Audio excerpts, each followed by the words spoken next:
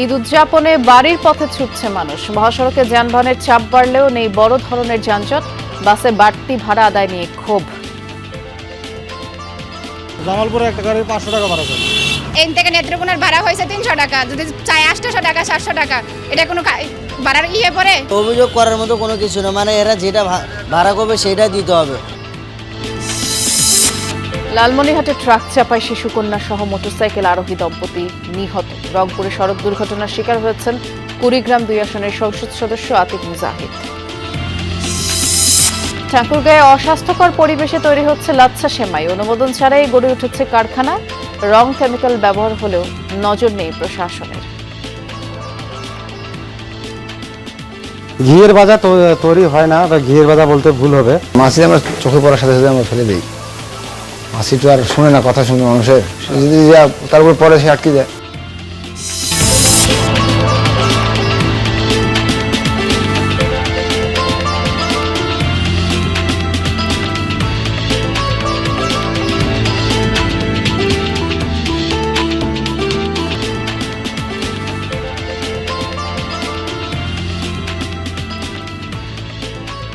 বিরতিহীন সংবাদ সারা দেশে সবাইকে আমন্ত্রণ জানাচ্ছি। নুসরাত বৃষ্টির সাথে আছি। শিরোনামগুলো শুনছিলেন।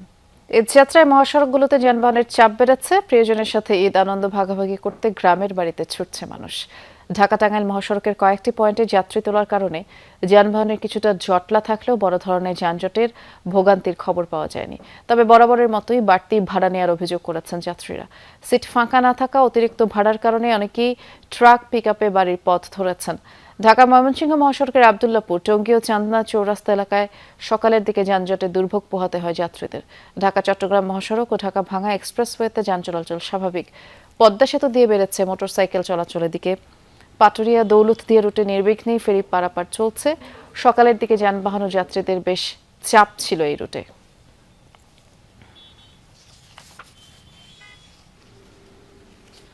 রাস্তাঘাট ভালো, আজকে খুব ভালো, মানে কোনো জ্যামজট নাই, ফ্রিলি আসছি। জামালপুরে একটা গাড়ির 500 টাকা ভাড়া চাই। এমনিতে ভাড়া কত? এমনি তো ভাড়া তো এখান থেকে 150 টাকা নেয়, 200 টাকা নেয়। এন থেকে নেত্রকোনার ভাড়া হয়েছে 300 টাকা, যদি চাই 800 টাকা 700 টাকা, এটা কোনো ভাড়ার পড়ে? অভিযোগ করার মতো কোনো কিছু না, মানে এরা যেটা ভাড়া করবে সেটা দিতে হবে। এ পর্যায়ে সদরঘাট এবং যেই মহাসড়ক আছে সেখানকার খবর জানানোর জন্য সহকর্মীরা অপেক্ষা করছেন। আমরা শুরুতে সদরঘাট এলাকায় যাচ্ছি। সহকর্মী রাব্বি হোসেন আছেন সেখানে। রাব্বি, যে দক্ষিণাঞ্চলের লঞ্চগুলো সেগুলো তো কিছুক্ষণ পর থেকেই খুব সম্ভবত ছাড়তে শুরু করবে। যাত্রীরা ইতোমধ্যেই চলে আসছেন নিশ্চয়ই। কেমন অবস্থা দেখছেন, চাপ কেমন দেখছেন?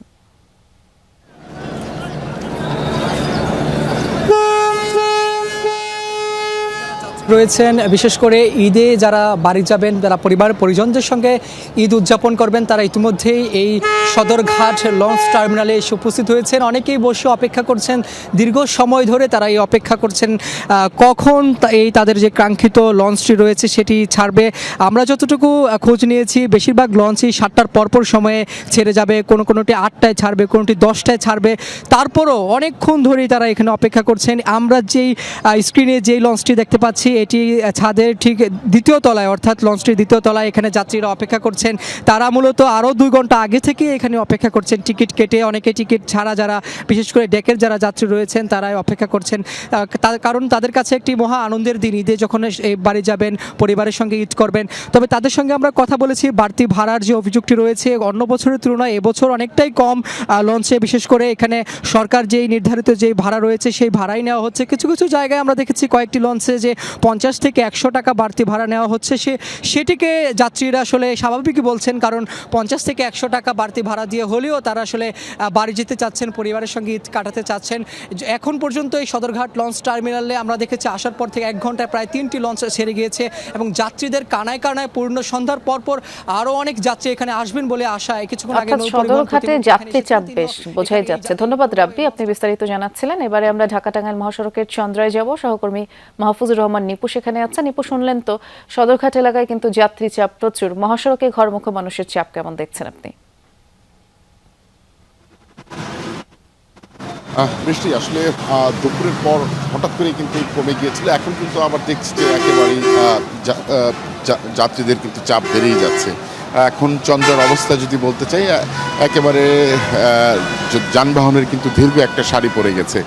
আপনাকে জানাই যে যে পথ দিয়ে আছে আসলে যানবাহনগুলো চলাচল করে, দুটি লেন, একটি সরাসরি লেন, অন্যটি লোকাল লেন। লোকাল লেনটি কিন্তু একেবারে আমরা যেটা দেখেছি দুপুরের পর থেকে একেবারে বন্ধ রয়েছে। এর কারণ হচ্ছে অপেক্ষমান যানবাহনগুলো তারা বন্ধ করে রেখেছেন, কোনো যাত্রী উঠছে না, নামাচ্ছে না। শুধুমাত্র তারা তাদের যে কারো রিজার্ভ রয়েছে, কারো পরে যাবে, তাদের সিদ্ধান্ত মোতাবেক তারা বাস ছাড়বে, এই বলে কিন্তু তারা পার্কিং করে বাসগুলো একটি লেন কিন্তু বন্ধ করে রেখেছে। প্রশাসন কিন্তু এটা দেখছে, কিন্তু তারপরেও কোনো ধরনের পদক্ষেপ নিচ্ছে না। যদিও কিছুক্ষণ আগে হাইওয়ের দায়িত্বরত এক পুলিশের কর্মকর্তা এসেছিলেন, তিনি বিষয়টি দেখবেন বলে আশ্বাস দিয়েছেন স্থানীয়দের। তবে আরেকটি বিষয় জানিয়ে রাখি, আইন শৃঙ্খলা রক্ষাকারী বাহিনীর যে কয়েকটি পয়েন্টে কিন্তু অবস্থান নিয়ে আছেন। তারা বলছেন যে যেহেতু আজকে বিকেলের দিকে একটু যানবাহনের চাপ থাকবে, তাই তারা এখন থেকে কিন্তু সর্বোচ্চ সতর্কতা রয়েছেন। আপনাকে একটু তথ্য দিয়ে রাখি, যদিও আজকে গাজীপুর শিল্পাঞ্চল গাজীপুরের 40% শিল্প কারখানা কিন্তু ছুটি দিয়েছে, আর বাকি 60% আগামীকাল দেবে, এবং আসলে শিল্পাঞ্চলে কিন্তু আগামীকাল শতভাগ ছুটি দেবে। আগামীকাল কিন্তু আরও যানজটের সংখ্যা কিন্তু দেখছেন বলে মনে হচ্ছে। ধন্যবাদ নিপু, আমরা দেখছিলাম আপনার মাধ্যমে। পর্যায়ে আমরা যাব ঢাকা ময়মনসিংহ মহাসড়কের খবর জানতে। গাজীপুরের সহকর্মী পলাশ প্রধান অপেক্ষা করছেন আমাদের জন্য। পলাশ, চন্দ্রা এলাকায় দেখলাম যানবাহনের প্রচুর চাপ, এবং নিপু যেমনটি বলছিল যে আগামীকাল থেকে হয়তো যানবাহনের চাপ আরো বাড়তে পারে। আপনি এখন যেখানে অবস্থান করছেন সেখানকার কি অবস্থা? বৃষ্টি, পরিবহনের চাপ খুবই কম, তবে যাত্রীদের চাপ এবং যাত্রীদের যে অভিযোগ সেটি কিন্তু সীমাহীন। এই আলোকে আমরা দেখছি গাজীপুর 2 আসনের সাংসদ সহ এখানে তাদের ভলান্টিয়ার সহ তারা একটি কাউন্টারে গিয়ে আসলে দেখভাল করছে কোন কোন কাউন্টারে আসলে অতিরিক্ত ভাড়া আদায় করা হচ্ছে। তাৎক্ষণিকভাবেই প্রশাসনের মাধ্যমে সেটি ব্যবস্থা নিচ্ছে, সেটিও আমরা দেখছি। তবে ঢাকা ময়মনসিংহ মহাসড়কের সকাল নাগাদে বেশ চাপ ছিল, দুপুর হওয়ার পর থেকে এখন অনেকটাই আসলে চাপ কম।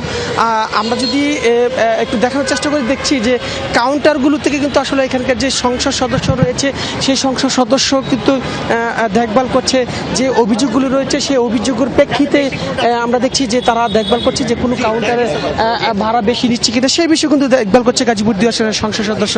আমরা একটু তার সাথে একটু কথা বলার চেষ্টা করছি। এখানে কি যে যাত্রীদের যে অভিযোগগুলো যে ওর বাড়তি ভাড়া নিচ্ছে সেই বিষয়ে কি দেখভাল করছে?